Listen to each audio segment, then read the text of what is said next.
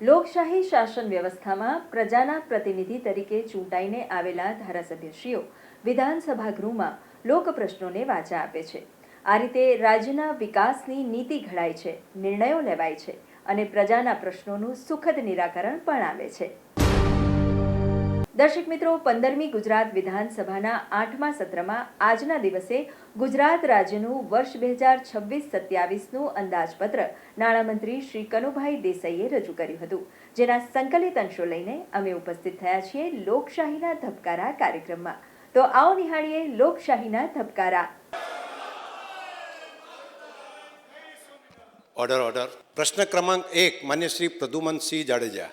માન્ય અધ્યક્ષ શ્રી, આપના દ્વારા મંત્રીશ્રીને પૂછવા માગું છું કે કચ્છમાં છેલ્લા 2 વર્ષમાં ઓવરલોડમાં વાહનમાં કેટલાને દંડ કરેલો અને કેટલા વાહનો સીઝ કરેલા અને કેટલી રકમ એનામાં આપણે દંડ કરેલી. માન્ય અધ્યક્ષ શ્રી, આપના દ્વારા જે આરટીઓમાં જે નિયમ છે કે 10 ચોપડી ભણેલા હોય એને લાયસન્સ આપવામાં આવે, તો ખરેખર સાહેબ મારું સૂચન છે કે એનામાં અનુભવને હિસાબે લાયસન્સ આપવામાં આવે.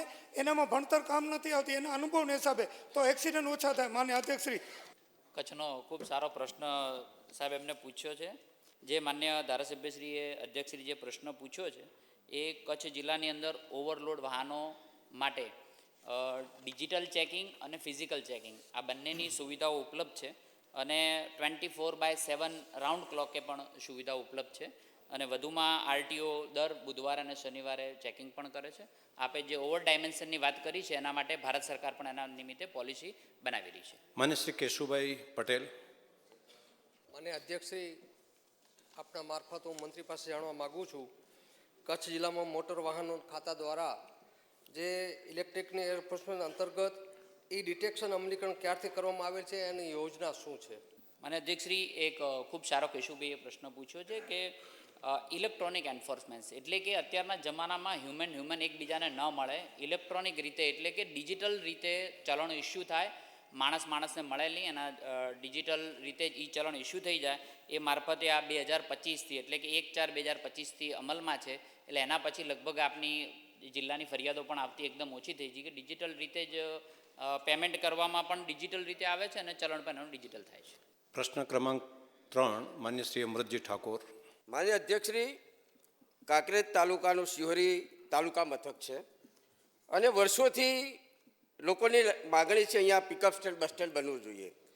માન્ય અધ્યક્ષશ્રી, શિહોરી રોડના દાંતીવાડા કૃષિ યુનિવર્સિટી છે, ત્યાં નોન યુઝેબલ જગ્યા પડી છે એની પોતાની, અને ન ફાળવી શકવાના કારણો શું છે? માન્ય અધ્યક્ષશ્રી, શિહોરી બસ સ્ટેન્ડ બનાવવા માટે કુલ 3 અરજીઓ મળેલી છે અને એનું સંધાને રાજ્ય સરકારની એક પોલિસી છે કે સરકારી જગ્યાની અંદર ટોકન 1ના રૂપિયે જગ્યા આપવાનો નિર્ધાર માન્ય મુખ્યમંત્રી સાહેબે કરેલો છે. ત્યાંના મામલતદારશ્રીએ એ વિસ્તારની અંદર ક્યાંય જગ્યા ઉપલબ્ધ ન હોવાના લીધે આ એમની અરજી રિજેક્ટ કરેલી છે.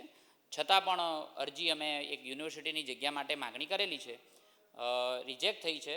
ફરી એકવાર અમે બીજા ઓપ્શનો શોધી અને કરવા માટે અમારો હકારાત્મક વલણ છે. કારણ રાજ્યની સરકાર જીએસઆરટીસી ક્યાંય કોઈ જગ્યાએ બસ સ્ટેન્ડ ઇન્ફ્રાસ્ટ્રક્ચર બનાવવા માટે પાછળ નથી. માન્ય મુખ્યમંત્રી, નાયબ મુખ્યમંત્રીના નેતૃત્વની અંદર અત્યારે જીએસઆરટીસી 4 વાર ચંદ્ર ઉપર જઈને પાછા આવીને એટલું રોજનું સંચાલન 34 લાખ કિલોમીટરનું સંચાલન જીએસઆરટીસી કરે છે. એટલે ઇન્ફ્રાસ્ટ્રક્ચર બાબતે કોઈ ચિંતા નહીં કરીએ. જમીન જેવી ઉપલબ્ધ થતાં શિહોરી બસ સ્ટેન્ડ બનાવવામાં આવશે. માન્ય અનિકેતભાઈ ઠાકર. અધ્યક્ષ મહોદય, આપના માધ્યમથી માનનીય મંત્રીશ્રીને પૂછવા માગું છું કે બનાસકાંઠા જિલ્લામાં એસટી નિગમ દ્વારા કેટલા બસ સ્ટેન્ડો કાર્યરત છે? અને અધ્યક્ષશ્રી, હાલ દાંતામાં, ડીસા, ઓગળ, ધાનેરા, વડગામ, પાલનપુર સિટી, પાલનપુરનું પીપીપી અને અંબાજી, આમ કુલ મળીને 8 બસ સ્ટેન્ડો અત્યારે કાર્યરત. માન્ય માવજીભાઈ દેસાઈ. માન્ય અધ્યક્ષશ્રી, આપના માધ્યમથી મંત્રીશ્રીને પૂછવા માગું છું કે મારા મત વિસ્તાર દાંતીવાડાની અંદર તેઓ રાજ્યની મોટી કૃષિ યુનિવર્સિટી, બીએસએફ અને મોટા 2 જળાશયો દાંતીવાડા અને સિપુ જો આવેલા છે, તેઓ પર્યટકોનો પણ ઘસારો છે અને વિદ્યાર્થીઓનો, અને એ વિસ્તારના લગભગ 50થી વધારે ગામડાનો ઘસારો છે. તો ત્યાં આગળ બસ સ્ટેન્ડ બનાવવા માગો છો કે કેમ? અને બીજો પ્રશ્ન એ છે કે બનાસકાંઠા જિલ્લાના કાંકરેજ તાલુકાના શિહોરી મુકામેથી એસટી નિગમ દ્વારા દૈનિક કેટલી બસોનું અને ક્યાંથી સંચાલન કરવામાં આવે છે? માન્ય અધ્યક્ષશ્રી, એસટી નિગમ દ્વારા આ હાઈવે ઉપર અત્યારે બંને બાજુ નેશનલ હાઈવેની બંને બાજુ 108થી વધુ બસોનું સંચાલન થાય છે. રહી વાત દાંતીવાડાની, તો દાંતીવાડા માટે રાજ્ય સરકારે ખૂબ પોઝિટિવ અભિગમ દાખવી અને જગ્યાની ફાળવણી કરવાની અંદર પ્રક્રિયા કરી દીધી છે. અંતિમ તબક્કામાં છે. જેવી જગ્યા ઉપલબ્ધ થતાં એનું પણ બસ સ્ટેન્ડ બની જશે એવી આ ગૃહને હું ખાતરી પણ આપું, ધારાસભ્યશ્રીને પણ ખાતરી આપું. માન્ય શ્રી લવિંગજીભાઈ ઠાકોર. આપના માધ્યમથી હું પૂછવા માગું છું કે એસટી નિગમ પાલનપુર વિભાગ ખાતે છેલ્લા 5 વર્ષમાં કેટલી નવીન બસો આપવામાં આવેલ છે એ આપના માધ્યમથી માન્ય મંત્રી સાહેબ જણાવવા કૃપા કરશે. માન્ય અધ્યક્ષશ્રી, લવિંગજી એમના વિસ્તારની ખૂબ ધ્યાન રાખે છે, ખૂબ ફોલોઅપ લે છે, એટલે ભલા માણસ છે. એમના બિલકુલ ભલા માણસ છે. માન્ય અધ્યક્ષશ્રી, એમનો જે પ્રશ્ન છે, 5 વર્ષની અંદર રાજ્ય સરકારે જે રીતે મૂડીકૃતની અંદર જે પૈસા ફાળવણી કરે છે અને જે લોકોની ડિમાન્ડ આવે, માન્ય મુખ્યમંત્રી સાહેબ અને નાયબ મુખ્યમંત્રી સાહેબના હસ્તે છેલ્લા 5 વર્ષની અંદર 516 બસો પાલનપુર વિભાગની અંદર કાર્યરત થઈ, એ બહુ મોટી અચીવમેન્ટ છે. એ આપને વિદિત કરવામાં આવશે. માન્ય શ્રી કેશવજીભાઈ ઠાકોર. માન્ય અધ્યક્ષશ્રી, હું આપના મારફત મંત્રીશ્રી પાસે જાણવા માગું છું કે છેલ્લા 5 વર્ષમાં બનાસકાંઠા જિલ્લામાં એસટી નિગમને સરકારશ્રી દ્વારા બસ સ્ટેન્ડ બનાવવા માટે કેટલી જમીન ફાળવવામાં આવી? માન્ય અધ્યક્ષશ્રી, સુઈગામ, અંબાજી, અમીરગઢ અને દાંતીવાડા આમ કુલ મળાઈને આ બધી જગ્યાઓમાં 39,413 ચોરસ મીટર જગ્યાઓની ફાળવણી કરવામાં આવી છે. પ્રશ્ન ક્રમાંક 4 શ્રીમતી સેજલબેન પંડ્યા. માન્ય અધ્યક્ષશ્રી, આપના દ્વારા હું મંત્રીશ્રી પાસેથી જાણવા માગું છું કે તારીખ 31/12/2025ની સ્થિતિએ રાજ્યની સુરક્ષા સેતુ યોજના અંતર્ગત મહિલાઓને સ્વરક્ષણ માટે તાલીમ આપવામાં આવે છે કે કેમ, અને જો હા તો છેલ્લા 2 વર્ષમાં ભાવનગર જિલ્લામાં કેટલી મહિલાઓને આવી તાલીમ આપવામાં આવી છે તે જણાવવા વિનંતી. માન્ય અધ્યક્ષશ્રી, 2024માં રાજ્યમાં 19 લાખ ટોટલ આખા રાજ્યની અંદર સેવા સેતુ યોજના અંતર્ગત જે 2 વર્ષમાં ભાવનગર જિલ્લામાં નીચે મુજબમાં ભાવનગરમાં રૂપિયા 31,18,793નો ખર્ચ કરવામાં આવ્યો હતો. એના થકી બહેનોને રાઇફલ શૂટિંગની તાલીમ હોય, ઘોડે સવારની તાલીમ હોય, આવી અલગ અલગ તાલીમ મારફત બધાને માહિતગાર કરવામાં આવ્યા હતા અને સારી રીતના કાર્યક્રમો પણ કરવામાં આવ્યા હતા. પ્રશ્ન ક્રમાંક 6 માન્ય શ્રી અમિતભાઈ ચાવડા. અહીંયા માહિતી આપી છે કે પોલીસના કર્મચારીઓ પર એક્શન લીધા છે, તો આનો જો આપણે કડક અમલ કરાવવો હોય તો આઈપીએસ લેવલના જે કમિશનર હોય, રેન્જ આઈજી હોય કે એ લેવલ આઈપીએસ લેવલના અધિકારીઓની જવાબદારી ફિક્સ કરવા માંગો છો કે કેમ? માન્ય મંત્રીશ્રી. માનનીય અધ્યક્ષશ્રી, હું સર્વપ્રથમ આજે આ ગૃહમાંથી ગુજરાત પોલીસને રાજ્યના પ્રત્યેક નાગરિકો વતી અભિનંદન આપવા માંગુ છું.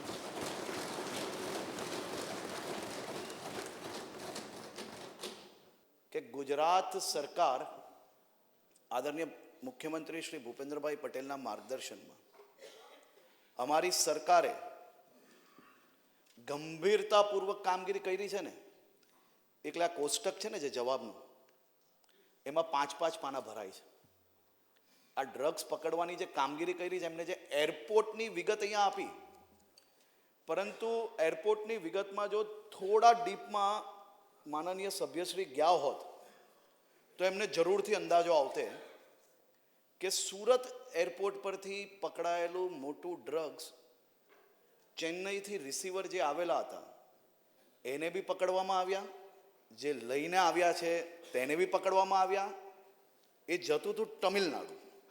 એના 1 અઠવાડિયા પહેલાં સુરતના હાઈવે પરથી ડ્રગ્સ પકડાયું. માનનીય અધ્યક્ષશ્રી, જ્યારે અમિતભાઈ વાત કરી કે કાયદો અમલમાં છે કે નહીં, કાયદો અમલમાં હોય ત્યારે જ ગુજરાત પોલીસ ભારત પાકિસ્તાનની સરહદો પર જઈને સમુદ્રની તેજ લહેરોની વચ્ચે ગોલીઓનો સામનો કરીને બી આપણા દેશમાં આવતા ડ્રગ્સને રોકવાનો પ્રયાસ સેન્ટ્રલ એજન્સીઝ જોડે કરે છે. મારી ગ્રહના તમામ સભ્યશ્રીઓને વિનંતી છે કે આવા ગંભીર વિષય ઉપર આપણે વિવાદને બદલે સંવાદ કરીએ અને એનો ઉકેલ કરીએ. તો સંવાદપૂર્વક આપણે પ્રશ્ન માટે હું તમને ફરી મોકો આપું છું. આમાં 5 મિનિટ આપતો હોય તો આમાં 10 મિનિટ આપીશ. આવો પ્રશ્ન જ્યારે ગંભીર હોય તો હું તમને વધારે ટાઈમ આપીશ, પરંતુ શોર્ટમાં જેટલો પૂછશો એટલો જવાબ શોર્ટમાં મળે. માન્ય શૈલેષભાઈ પરમાર. માન્ય મંત્રીશ્રી પાસે એટલું જ જાણવું છે કે ખાસ કરીને પહેલા પ્રશ્નમાં 6 નંબરના પ્રશ્નમાં પકડવાના ગુનેગાર 316 બાકી છે. તો માન્ય મંત્રીશ્રી મારે વિનંતી છે કે આ 316 જે પકડવાના બાકી છે ગુનેગારો એ ક્યારે પકડાશે? માનનીય અધ્યક્ષશ્રી, આદરણીય સભ્યશ્રીએ કહ્યું એ વાત સાચી છે કે 316 ગુનેગારોને પકડવાના બાકી છે. એની એકદમ બાજુમાં એક કોલમ છે માનનીય અધ્યક્ષશ્રી, જેમાં નોંધેલું છે કે 24,793 ગુનેગારોને પકડવામાં ગુજરાત પોલીસે સફળતા પ્રાપ્ત થઈ છે.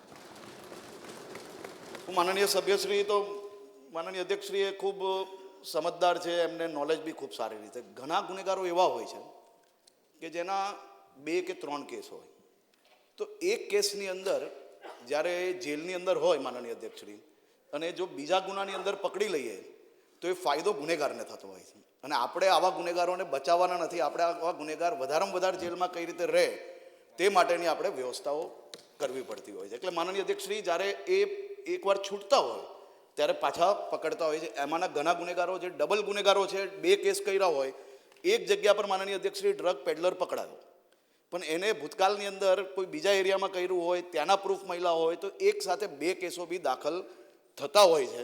તો એવા કેસોની અંદર એક જગ્યા પર પકડવામાં બાકી હોય ને એક જગ્યા પર પકડાયેલા હોય, એવા બી કિસ્સાની અંદર ઘણા છે. બીજા વિષય માનનીય અધ્યક્ષશ્રી, કોઈ બી લોકો સસ્પેન્ડ કે કોઈની પર બી જ્યારે આપણે એક્શન લેતા હોય તો એમાં ઘણા બધા પાસાઓ જોતા હોઈએ છીએ. એ પાસાની અંદર એડમિનિસ્ટ્રેશન દ્વારા માનનીય અધ્યક્ષશ્રી ઘણા કિસ્સામાં એવું હોય, કોઈનો સંપર્ક નીકળ્યો, કોઈકનો વાયા સંપર્ક નીકળ્યો, તો એવા લોકોને બી પર એક્શન લેવાતા હોય છે. અને બીજું કે જે લોકોની સંપૂર્ણ જવાબદારી એક વિસ્તારની છે અને એ વિસ્તારની અંદર આ પ્રકારની ઘટના બની, એ બી ઘટના એવું છે કે ટેમ્પરરી ઘટના હોય તો એની ઉપર એક્શન નથી લેવામાં આવતા, પણ એ જ વસ્તુ જો બીજી એજન્સી પકડે અને આપણે માહિતી મળે કે આ વસ્તુ ટેમ્પરરી નહીં પરંતુ એની અંદર કંઈક ને કંઈક વધારે સમયથી કે વધારે ટાઈમથી કે ત્યાં અવર જવર એની પહેલાં બનતી હતી, એ પ્રકારના કિસ્સા હોય ત્યારે જ એની ઉપર એક્શન લેવામાં આવતા હોય છે. અંદાજપત્રની રજૂઆત માનનીય નાણામંત્રી. માન્ય અધ્યક્ષશ્રી, માન્ય વડાપ્રધાન શ્રી નરેન્દ્ર મોદીજીએ જનસેવક તરીકે જનસેવાના અવિરત 24 વર્ષ પૂર્ણ કરી ગુજરાત અને દેશના વિકાસને નવી દિશા આપી છે. સુશાસન અને જનકલ્યાણના કાર્યો દ્વારા જન અપેક્ષાઓને સાકાર કરી વિશ્વમાં ભારતનું ગૌરવ વધાર્યું છે અને એ સાથે ભારતને વિશ્વની 4થી સૌથી મોટી અર્થવ્યવસ્થા બદલ સમગ્ર ગુજરાતીની જનતા વતી હું તેમને અભિનંદન પાઠવું છું. માનનીય વડાપ્રધાનશ્રીના વિકસિત ભારત 2047 અને આત્મનિર્ભર ભારતના સંકલ્પને આગળ ધપાવતા માનનીય મુખ્યમંત્રી શ્રી ભૂપેન્દ્રભાઈ પટેલના નેતૃત્વ હેઠળ રાજ્યની વિકાસ યાત્રા આગળ વધી રહી છે. માનનીય અધ્યક્ષશ્રી, આપને જણાવતા આનંદ થાય છે કે આપણને કોમનવેલ્થ ગેમ 2030ની યજમાની મળી છે, જેનો સંપૂર્ણ યશ ખેલ મહાકુંભની શરૂઆત કરાવનાર ગુજરાતના તત્કાલીન મુખ્યમંત્રી અને આપણા યશસ્વી વડાપ્રધાન શ્રી મોદીજીને જાય છે. માન્ય અધ્યક્ષશ્રી, માન્ય મુખ્યમંત્રી શ્રી ભૂપેન્દ્રભાઈ પટેલના નેતૃત્વ હેઠળ વિકસિત ગુજરાત 2047ના સંકલ્પને સાકાર કરવા અમારી સરકાર કટિબદ્ધ છે. ગુજરાતની સ્થાપનાના 75 વર્ષ 2035માં પૂર્ણ થઈ રહ્યા છે. આ અમૃતકાળના સોનેરી અવસરે વિકસિત ગુજરાત 2047ના વિકાસને વેગ આપવા ગુજરાત એટ 2035 રોડમેપ સાથે અમે આગળ વધી રહ્યા છીએ. વિકાસમાં કોઈ પણ પાછળ નહીં રહે અને વિકાસથી કોઈ વંચિત ન રહે એ ભાવના સાથે આદિવાસી સમાજના ભગવાન બિરસા મુંડાજીની ભવ્ય 150મી જન્મજયંતિની ભવ્ય ઉજવણી કરવામાં આવેલ અને આ અવસરે માનનીય વડાપ્રધાનશ્રીએ જનજાતિ સમુદાયના વિકાસ માટે જનજાતીય કલ્યાણ યોજના અંતર્ગત આગામી 5 વર્ષમાં રૂપિયા 2 લાખ કરોડના અઢળક વિકાસ કાર્યોનું આયોજન માટે જાહેરાત કરેલ છે. માનનીય અધ્યક્ષશ્રી, અમારી સરકાર દ્વારા આદિજાતિ વિસ્તારોમાં કરેલ અસરકારક કામગીરીના ફળ સ્વરૂપે પ્રધાનમંત્રી જનજાતિ આદિવાસી ન્યાય મહાઅભિયાન PM જનમન હેઠળ સમગ્ર દેશમાં ગુજરાતને બેસ્ટ પરફોર્મિંગ સ્ટેટ રાજ્ય તરીકેનો એવોર્ડ મહામહિમ રાષ્ટ્રપતિ દ્વારા વર્ષ 2025માં એનાયત કરવામાં આવ્યો છે, જે આપણા સૌ માટે ગૌરવની વાત છે. માનનીય વડાપ્રધાન શ્રી નરેન્દ્ર મોદીજીએ ગુજરાતના મુખ્યમંત્રી તરીકેના કાર્યકાળ દરમિયાન વર્ષ 2030થી શરૂ કરેલ વાઇબ્રન્ટ સમિટ રાજ્યના આર્થિક પ્રગતિને એક નવી ઉડાન આપી છે, જેને આગળ વધારતા રાજ્ય સરકારે વાઇબ્રન્ટ ગુજરાત પ્રાદેશિક સંમેલનો એટલે VGRG શરૂ કરેલ છે, જેનો મુખ્ય ધ્યેય રોજગારીનું સર્જન કરવું અને દરેક નાગરિકની માથાદીઠ આવક વધારવાનો છે.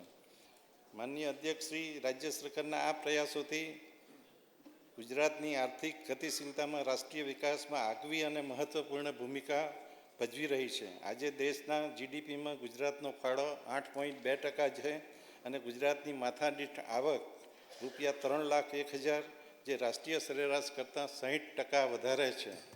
એક કલ્યાણકારી રાજ્ય તરીકે ગરીબ અને મધ્યમ વર્ગના પરિવારોને ઘર આપી ઘર સૌના માટેનો સંકલ્પ સાચા અર્થમાં સાકાર કરવામાં આવી રહ્યો છે, જે હેઠળ પ્રધાનમંત્રી આવાસ યોજના ગ્રામીણ અને શહેરી, ડૉક્ટર આંબેડકર આવાસ યોજના, પંડિત દીનદયાળ આવાસ યોજના તેમજ હળપતિ આવાસ જેવી યોજનાઓના હેઠળ આ વર્ષે 3,15,000થી વધુ આવાસો પૂરા પાડવાનું આયોજન છે અને જે માટે 4,272 કરોડની જોગવાઈ સૂચવું છું. માનનીય અધ્યક્ષશ્રી, સમાજના પછાત અને નબળા વર્ગના દરેક તેમજ આદિજાતિ લોકોના વિકાસ માટે સરકાર હંમેશા સંવેદનશીલ છે. વિવિધ નિગમો દ્વારા છેલ્લા 3 વર્ષમાં 1,35,000થી વધુ લાભાર્થીઓને ઉચ્ચ શિક્ષણ માટે લોન તેમજ આર્થિક સહાય આપવામાં આવી છે. નિગમોની આ કામગીરીને વેગ આપવા માટે કુલ 869 કરોડની જાહેરાત જોગવાઈ કરું છું.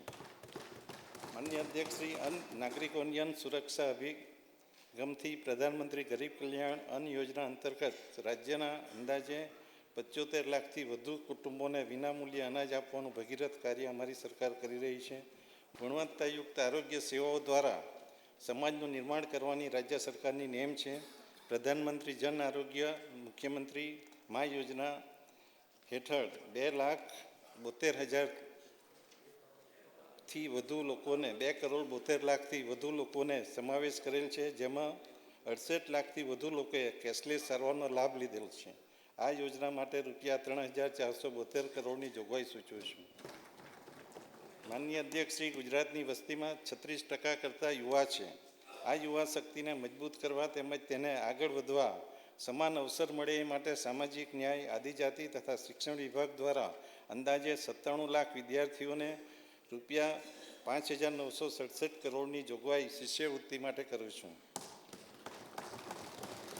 ભારત સરકારની પોસ્ટ મેટ્રિક શિષ્યવૃત્તિ યોજના હેઠળ આદિજાતિ અનુસૂચિત જાતિના વિદ્યાર્થીઓ ઉચ્ચ શિક્ષણમાં કારકિર્દી ઘડતર કરી શકે તે માટે શિષ્યવૃત્તિ આપવામાં આવે છે. કન્યાઓને આવક મર્યાદા ધ્યાને લેવા સિવાય વાર્ષિક 2,50,000 આવક મર્યાદા ધરાવતા કુમારોને આ લાભ આપવામાં આવે છે. આ વર્ષે આ વિશેષ શિષ્યવૃત્તિનો લાભ વધુ કુમાર વિદ્યાર્થીઓને પહોંચાડવા તેમની વાર્ષિક આવક મર્યાદા 2,50,000થી વધારીને 6 લાખ કરવામાં આવે છે.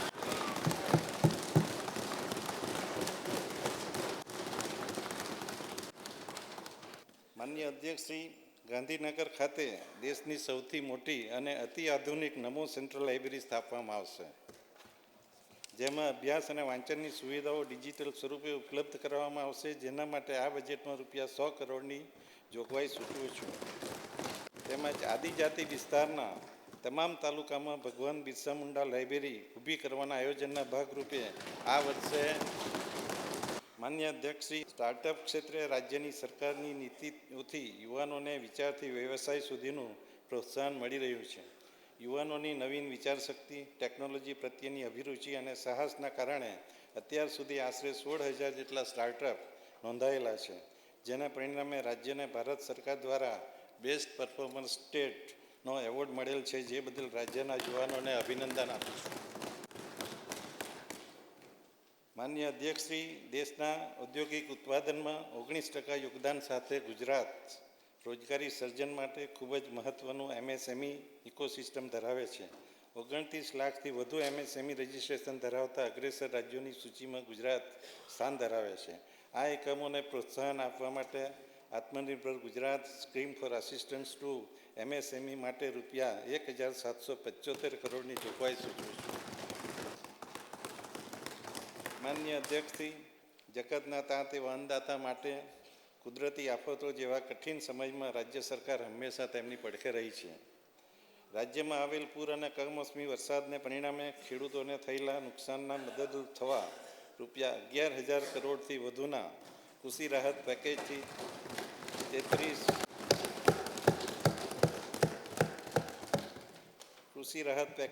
33 લાખથી વધુ અસરગ્રસ્ત ખેડૂતોને તાત્કાલિક સહાય પહોંચવામાં આવેલ છે. તાત્કાલિક એટલા માટે છે કે આ વખતે રેકોર્ડ ટાઈમમાં આ સહાય પૂરી પાડવામાં આવી છે.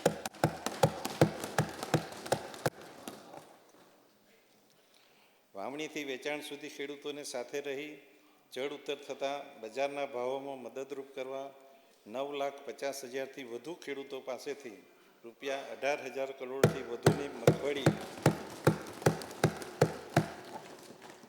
મગફળી, મગ, અડદ, સોયાબીન અને કપાસના ટેકાની ભાવે ખરીદ કરેલ છે. માનનીય અધ્યક્ષશ્રી, જ્ઞાન આ 4 આધાર સ્તંભો પૈકી એક સ્તંભ એવી નારી શક્તિની ભૂમિકા વિકસિત ગુજરાતના નિર્માણમાં ઘણી અગત્યની છે. મહિલા સશક્તિકરણને આર્થિક સ્વાવલંબન સાથે જોડવાના દૃઢ સંકલ્પ સાથે રાજ્ય સરકાર દ્વારા લખપતિ દીદી અભિયાનને વિશેષ પ્રાધાન્ય આપવામાં આવ્યું છે. ગ્રામ્ય અને શહેરી બંને વિસ્તારોમાં મહિલાઓ દ્વારા સંચાલિત સ્વરોજગાર પ્રવૃત્તિઓ વિસ્તૃત કરવા, નવા વ્યવસાય શરૂ કરવા અને હાલના વ્યવસાયને સ્કેલઅપ કરવા માટે રૂપિયા 47 કરોડની જોગવાઈ સૂચવે છે. માનનીય અધ્યક્ષશ્રી, મહિલા પ્રતિનિધિત્વને પ્રોત્સાહિત કરવા રાજ્યમાં ITIમાં અભ્યાસ કરતી તમામ દીકરીઓ માટે નમો કૌશલ્ય લક્ષ્મી યોજના જાહેર કરું છું, જેના માટે રૂપિયા 40 કરોડની જોગવાઈ છે. આ મહિલા ITI માટે આ ફર્સ્ટ ટાઈમ આયોજન કર્યું છે. આ વખતે વિધવા બહેનોને આર્થિક રીતે મદદરૂપ થવા તથા DBT માધ્યમથી માસિક સહાય મળી રહે તે માટે ગંગા સ્વરૂપ આર્થિક સહાય યોજના અમલી છે, જેના માટે રૂપિયા 2848 કરોડની જાહેરાત કરી. માનનીય અધ્યક્ષશ્રી, રાજ્યના સર્વાંગી વિકાસને ગતિ આપવા તેમજ વિકસિત ગુજરાત 2047ના લક્ષ્યને સાકાર કરવા ગુજરાત રાજ્ય ઇન્સ્ટિટ્યુશન્સ ટ્રાન્સફોર્મેશન એટલે ગ્રીટની રચના કરવામાં આવી છે. ગ્રીટ દ્વારા ઇન્ફ્રાસ્ટ્રક્ચર, ઇનોવેશન, ઇન્ડિવિજ્યુઅલ અને ઇન્સ્ટિટ્યુશન્સ આ 4 આયામો પર આધારિત લાંબા ગાળાનો અને પરિણામલક્ષી વિકાસનું આયોજન થઈ રહ્યું છે. રાજ્યમાં સર્વાંગી અને સંતુલિત વિકાસ માટે દક્ષિણ ગુજરાત, મધ્ય ગુજરાત, ઉત્તર ગુજરાત, સૌરાષ્ટ્રના દરિયાકાંઠાનો વિસ્તાર અને કચ્છ એમ 6 ક્ષેત્ર માટે ઇકોનોમિક માસ્ટર પ્લાન તૈયાર કર્યા છે, જે અંતર્ગત દરેક ક્ષેત્રની જરૂરિયાત મુજબ પ્રોજેક્ટ તૈયાર થયા છે, જેનાથી આર્થિક પ્રવૃત્તિઓ, રોજગાર સર્જન અને મૂડીરોકાણને પ્રોત્સાહન મળશે, જે માટે રૂપિયા 2,000 કરોડની જોગવાઈ સૂચવી છે. માનનીય અધ્યક્ષશ્રી, માનનીય વડાપ્રધાનશ્રીના વિકસિત ભારત 2047ના સંકલ્પને પરિપૂર્ણ કરવા ગુજરાત સરકાર આયોજનબદ્ધ રીતે આગળ વધી રહી છે. રૂપિયા 50,000 કરોડના વિકસિત ગુજરાત ફંડ મારફત વિકાસ કાર્યોને ગતિ આપવાના સરકારના દૃઢ સંકલ્પ છે, જેના ભાગરૂપે આ વર્ષે વિકસિત ગુજરાત ફંડમાં રૂપિયા 10,000 કરોડની જોગવાઈ સૂચવું છું. વિકસિત ગુજરાત ફંડ હેઠળ રાજ્યના વિકાસ માટે લાંબા ગાળાના અને મહત્વાકાંક્ષી પ્રોજેક્ટો હાથ ધરવામાં આવશે.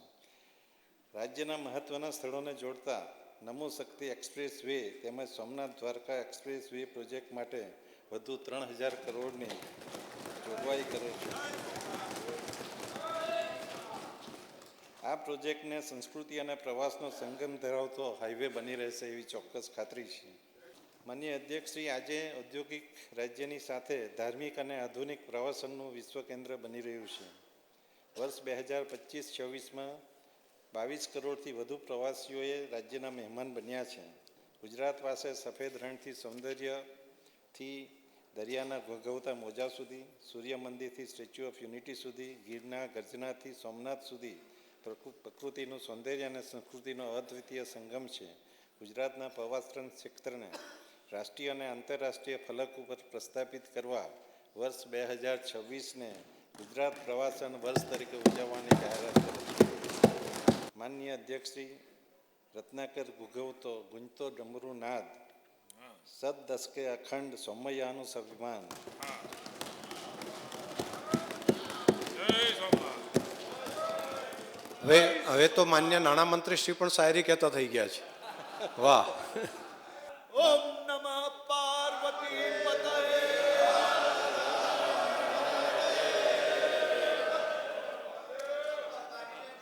માન્ય અધ્યક્ષશ્રી, માન્ય અધ્યક્ષશ્રી, સમગ્ર ભારત વર્ષની આન બાન શાન અને સ્વાભિમાનનું પ્રતીક એટલે સોમનાથ વારંવાર થયેલા હુમલા છતાં પણ 1000 વર્ષ પૂર્વેથી સોમનાથ મંદિર લોકોની અતૂટ આસ્થાને કારણે આજે પણ ગૌરવભેર ઊભું રહ્યું છે. આ અવસરને માન્ય વડાપ્રધાન શ્રી નરેન્દ્ર મોદીજીના નેતૃત્વમાં શરૂ કરેલ સોમનાથ સ્વાભિમાન પર્વની ઉજવણી સમગ્ર વર્ષ દરમિયાન કરવાનું આયોજન છે. માન્ય અધ્યક્ષશ્રી, માન્ય મુખ્યમંત્રી શ્રી ભૂપેન્દ્રભાઈ પટેલના નેતૃત્વમાં અમારી સરકાર અર્નિંગ વેલ લિવિંગ વેલ પર ફોકસ કરીને આયોજનબદ્ધ રીતે આગળ વધી રહી છે. માન્ય વડાપ્રધાનશ્રીના દિશા દર્શનમાં અમારી સરકારનું સર્વગ્રાહી અને સર્વસમાવેશી અભિગમ અપનાવતું 5 સ્તંભ સામાજિક સુરક્ષા, માનવ સંસાધન વિકાસ, આંતર માળખાકીય સુવિધાઓ, આર્થિક પ્રવૃત્તિનો વિકાસ અને ગ્રીન ગ્રોથ પર આધારિત વર્ષ 26-27નું 4,08,053 કરોડનું વિક્રમી અંદાજપત્ર આ સન્માનીય ગૃહ સમક્ષ હું રજૂ કરું છું. માનનીય અધ્યક્ષશ્રી, 26-27 વર્ષના અંદાજપત્રની આખરી પરિસ્થિતિ આ પ્રમાણે છે. અંદાજ અનુસારની પુરાંત 1184 કરોડ, કરવેરામાં સૂચિત વધારો 0, કરવેરામાં સૂચિત ઘટાડો 210, એકંદરે અંદાજિત પુરાંત 974 કરોડ. માનનીય અધ્યક્ષશ્રી, માનનીય વડાપ્રધાન શ્રી નરેન્દ્ર મોદીજીના વિકસિત ભારત 2047ના વિઝનને સાકાર કરવા માટે માનનીય મુખ્યમંત્રીશ્રીના વડપણ હેઠળ વિકસિત ગુજરાત 2047ના રોડ મેપના લક્ષ્ય સાથે મહત્તમ ફાળો આપવા માટે ગુજરાત આગળ વધી રહેલ છે. આ રોડ મેપ ઉપર રાજ્યની અવિરત વિકાસ યાત્રાને જાળવી રાખવા માટે સંતુલિત અંદાજપત્ર રજૂ કરવાનો મેં નમ્ર પ્રયાસ કર્યો છે. સૌ ગૌરવશાળી ગુજરાતીઓ આ રાજ્યની વિકાસ ગાથામાં, વિકાસ યાત્રામાં સહભાગી થઈ રહ્યા છે. ત્યારે આ સન્માનીય ગૃહ મારફત હું તમામ ગુજરાતીઓના પ્રમાણિક પ્રયાસોને બિરદાવું છું. જય હિન્દ, જય જય ગરવી ગુજરાત. સન 2026-2027ના નાણાકીય વર્ષ માટેનું અંદાજપત્ર રજૂ કરવામાં આવે છે. તો દર્શક મિત્રો, ફરી મળીશું. ત્યાં સુધી રજા આપશો. નમસ્કાર.